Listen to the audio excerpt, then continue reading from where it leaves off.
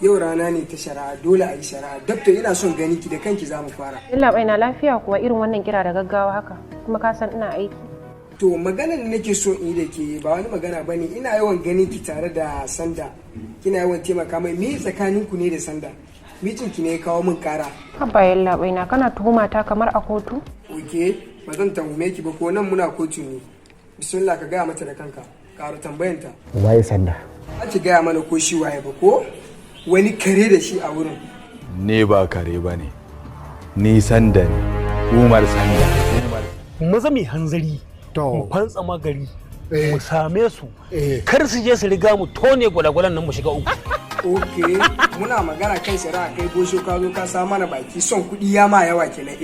Bosho tambayan ka nake, son kuɗi ya ma yawa. Ka zo kana mana maganan wasu gwalagwalai a nan gurin ko? Ka samu da bature kira freedom. Kafin shigan magana, ban san freedom ba, amma ina so kamar national anthem ji, ina sauraron ka. Arise, con patrol! Da ka taba.